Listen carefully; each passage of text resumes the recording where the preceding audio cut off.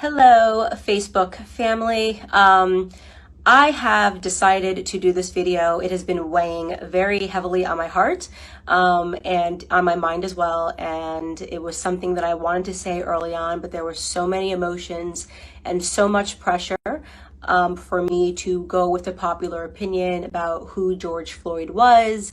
And sometimes it can be difficult when there are just so many external pressures to say what you believe. And this was an instance where I felt like my silence would have been better in the beginning, but the more that I think about it, I realize that we are being sold a lot of lies, and at the detriment to the Black community, at the detriment to the white community, and at the detriment to America as a whole. So I want to come out and say that I do not support George Floyd and the media depiction of him as a martyr for Black America.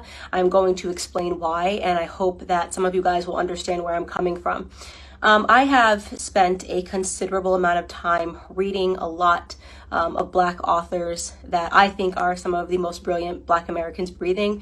Walter Williams, Shelby Steele, Thomas Sowell, and I recently came across something that was an idea that was planted into my head by Shelby Steele, and it has been something that I cannot forget. It is something that will stick with me for the rest of my life. And it is something that I hope for the Black Americans that are watching will stick with you for the rest of your life. Shelby Steele said that the Black community is unique from other communities. Our culture is unique from other communities because we are the only community that caters to the bottom denominator of our society. Now, let me explain what that means. It means to say that not every Black American is a criminal, not every Black American is committing crimes, but we are unique in that we are the only people that fight and scream and demand support and justice for the people in our community that are up to no good. You would be hard pressed to find, a Jewish person who has spent 5 stints in prison, who commits a crime and dies while committing a crime, and that the Jewish people champion and demand justice for. You will be hard pressed to find this in white America. You'll be hard pressed to find this even in Latino America. If there is a person that is spent multiple times in prison, you are not going to see a bunch of Latinos coming out demanding justice for this person, even if, and I want to be very clear, what I'm saying is not any defense for Derek Chauvin. I hope Derek Chauvin gets the justice that he deserves to be, implemented upon him, and that the family of George Floyd deserves justice for the way that he died. But I also am not going to accept the narrative that this is the best the Black community has to offer. For whatever reason, it has become fashionable over the last 5 or 6 years for us to turn criminals into heroes overnight. And it is something that I find to be despicable, and it is something that I refuse to stand by any longer, and I am not going to play a part in it, no matter how much pressure comes from Black liberals and Black conservatives as some token of people wanting you to believe that this is the only way you can be Black, is you have to say this was wrong and that this person was amazing. I won't do that. George Floyd was not an amazing person. And as soon as this video hit the internet, I did just basic searches. Everyone jumped on it and was looking at the police officer, and everyone agrees that the police officer was wrong, and the police officer has been arrested. So that is not the reason I'm not discussing that, is because that is not something that has been misconstrued in the media. He has been turned into the devil that he is, and there is no reason for us to harp on that any longer, because white Americans are not uplifting Derek Chauvin as a victim or pretending that he's an amazing human being. But George Floyd is being uplifted as an amazing human being. For those of you who have not yet seen the clips and did not pursue or wait for more clips to come out, first and foremost, George Floyd at the time of his arrest was high on fentanyl, and he was high on methamphetamine. This came back in both of his autopsy reports. If you pursue the 911 transcript, you can see the person describing somebody who is out of their mind high, and which is what made the person fearful, because he tried to use a bill that I guess was a fake bill to purchase something, and then he was outside acting weird, and they, in their police call, said that this person was obviously distorted and on drugs. When he is put into handcuffs and is put against the wall, a baggie of what looks to be like cocaine or it's a white baggie that he drops onto the floor that you can see in an image. If you look up the clip, the media is refusing to circulate it. You can find it on Twitter if you you use DuckDuckGo and look up George Floyd baggie, you can watch the clip yourself with your own eyes. He had drugs on him at the time of his arrest. Now, barring all of that, nobody thinks that he should have died during this arrest, but what I find despicable to be is that everyone is pretending that this man lived a heroic lifestyle when he didn't, and I want to talk about what his lifestyle was leading up to this moment, and why I refuse to accept the narrative that this person is a martyr or should be lifted up in the Black community, and that we should be buying t-shirts with his name on it, okay? So here we have, first and foremost, let's start from the bottom of his record. And by the way, I am not saying that if you have a record, you don't deserve a second chance. I think people get arrested, and some people can serve time in prison, and I believe in second chances, but I do draw the line when it comes to second, third, fourth, fifth, sixth, seventh, eighth, and ninth chances. 1998, he spent 10 months in prison for theft with a firearm. That was the first prison stint that I could find on him. In 2002, he spent 8 months in prison for a cocaine offense. In 2004, just 2 years later, he spent another 10 months in prison for a cocaine offense. In 2005, he spent another 10 months in prison for having less than 1 gram of cocaine on him again. In 2007, and this was the biggest instant that I had that made me realize this was a horrible human being that I am not going to pretend was a good person. In 2005, a woman who was pregnant received a knock at the door, and she went to the door, and the person pretended to be someone that worked for the water department. So she opened her door and quickly realized that the person at her door did not work for the water department, and attempted to slam it. At the moment that she was attempting to slam it, a Ford pulled up, and another 5 men jumped out of the car, and one of which was George Floyd, came up to the door, and they forced their way inside to her home, inside of her home. Mind you, this woman is pregnant. At that point, George Floyd took out a gun and pressed it to her stomach. She was screaming, begging for her life, and he put her inside of her living room and instructed one of his criminal friends that was with him to watch her and to make sure she didn't leave the living room. So he was playing guard while they ransacked her home looking for drugs and money. They did not find drugs. They ended up taking, I believe, her wallet and her cell phone. Fortunately for her, her neighbor observed what was going on and caught the license plate of the people as they pulled off and called 911. And when 911 was able to, they were able to track down the car of which George Floyd was the driver, and they arrested him. And 2 years later, he was sentenced to 5 years in prison for that instance. Now, you can say the media is portraying it like he was just getting his life together after, being released in 2014 following that incident. He was just getting his life together and moved and was going to start afresh. I'd like to believe all of those things, and there's a gap, and he never got in trouble for 5 years until this incident when the police were called on him again. But you are defying common sense to believe that this person suddenly became an exemplary character but happened to be high on fentanyl and methamphetamine and trying to use a bill, a fake bill, to purchase something. And so, in my opinion, George Floyd was a criminal. He was a criminal. And just because he was a criminal doesn't mean he deserved to die at the knee of a police officer.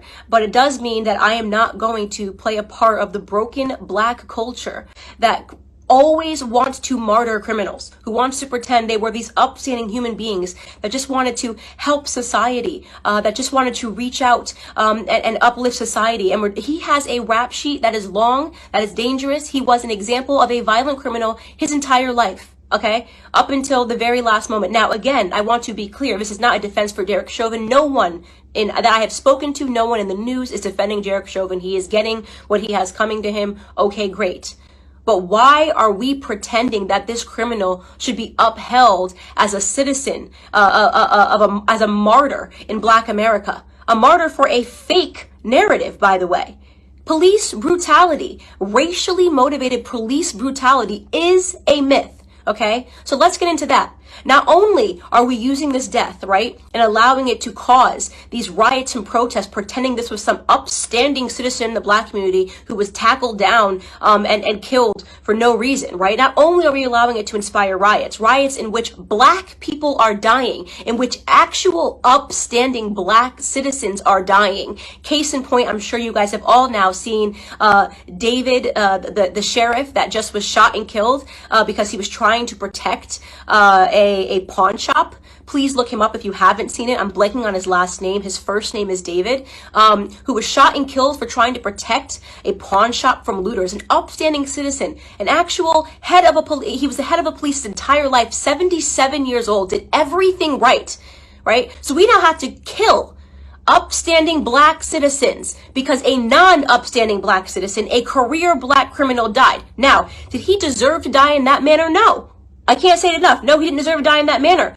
But I will be damned if the rest of us upstanding Black citizens have to suffer because of this incident that rarely ever happens in America. So here are some numbers for you people that are still believing that police brutality is a real, racially motivated police brutality is a real thing. First and foremost, okay, you have a 25% higher chance as a violent white criminal of dying at the hands of a police officer than you do as a Black criminal. Last year, a total of 9 unarmed black men were killed by police officers and 19 white men were killed by police officers. For those of you that aren't good at mathematics, right, you might be thinking, oh, but Candace, white people represent 60% of the population and Black people represent just 13% of the population. It doesn't matter what percentage of the population you represent. It matters what percentage of the violent criminal community you represent. And unfortunately, Black community commits a disproportionate amount of crimes compared to the white community. Let me tell you, 6% of the population, right? Black men, 6% of the population account for 44% of all murders in this country, according to 2018 statistics. That is what you call a gap. And yet white people who represent 60% of the population, we represent 13, Black men are 6%, only represent 50% of all the murders, right? That makes no sense. That makes no sense. A 6-point variation in a community where we are extreme minorities. We commit 50% of all violent offenses, evenly split, and we're only 13% of the population, okay? So we have a lot more encounters with police officers. And don't say the police officers are coming around because we're Black. I'm talking about violent criminals. I'm talking about murder. 44% of murders, okay? You want to talk about real statistics? The police officers have way more to be fearful of in the Black community than the other way around, okay? We commit, on average, a police officer is 18 and a half times more likely to be killed by a Black person than the other way around. Okay? So this entire narrative is complete smoke and mirrors. It's all made up. It's just election fodder. It's white versus Black because it's an election year, not because Black Americans are suffering at the hands of police officers more than white Americans. Do some police officers do the wrong thing? Yes. I don't think there's anybody in the world who has not encountered a police officer and thought this person is an absolute jerk who is power tripping, whether you are Black or white. We know they exist. And we know they're always going to exist, by the way, because they're human beings. And sometimes human beings suck. In fact, if you want to attack a community for accidental slayings or brutality, did you know that doctors accidentally kill 250,000 people every year because of mistakes? Did you know that there's been doctors that have been arrested for being serial killers that just were killing people because they wanted to? Do we protest and boycott doctors? Do we assume all doctors are horrible human beings because some doctors are? Or do we realize that society is not perfectible? People suck in every profession. It is no excuse to paint society with a broad brush. It is certainly no excuse to accept a Democrat narrative, okay, that Black people are being disproportionately hunted down by police officers because of the color of their skin. You want to know the best way to avoid not being brutalized by a police officer is to limit the amount of encounters you need to have with them, especially when it comes to violent crimes. Okay? I am not going to stand for this continual bottom-feeding narrative of us martyring people that have had 5, 6, 7 stints in prison and then pretending they were upstanding heroes to our community. It's bullshit. It's bullshit. Excuse my language. It's absolute bullshit. And I'm tired of it. I'm tired of having to play pretend. I'm tired of sitting here and being called a coon or an Uncle Tom because I won't play this bottom-feeding game with you. If you want to hang up posters of criminals on your wall and talk about them as your martyrs, do it. Do it. You can do it. Kobe Bryant was my idol, okay? I'll keep a photo of Kobe Bryant. You can keep one of George Floyd and pretend he was an upstanding human being that just once or twice put a gun across a pregnant woman's belly. Could you imagine that woman right now? That black woman, by the way, right? Watching everybody pretend this person was an upstanding human being who just at the age of 42 and 5 prison stints was going to get his life together.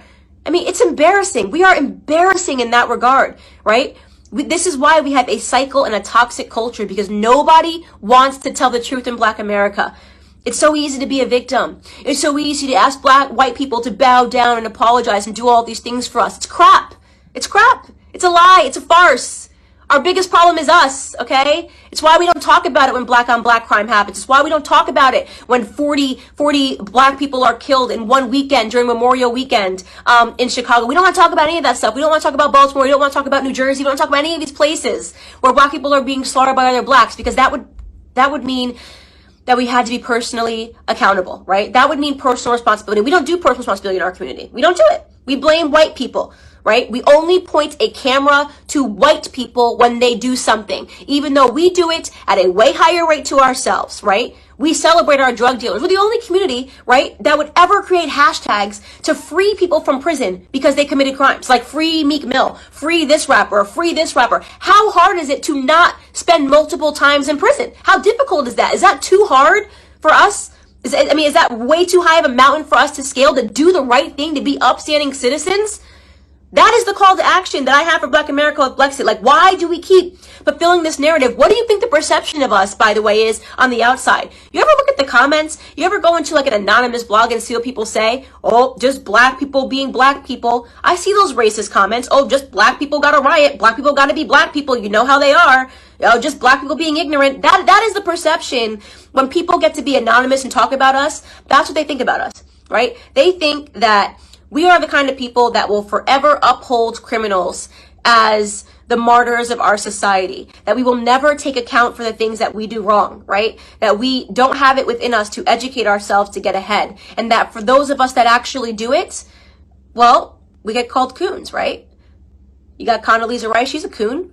Larry Elder, he's a coon. Dr. Ben Carson, brain surgeon, first ever to perform the surgery of splitting twins that are connected by the head. He's a coon, right? What a loser he is. What a stupid guy he is. Kanye West says he's not going to be told to do it because of the color of his skin. He's a coon. He's lost. He's in the sunken place. The sunken place. That's where we all are, right? Because we demand more and we will get more out of this society, because we're going to get ahead, right? That's what's going to happen. We're going to get ahead. Black conservatives get ahead because we don't subscribe to this narrative. Because you're not going to catch me outside trying to grab a TV pretending that it's because a martyr named George Floyd got killed. Okay?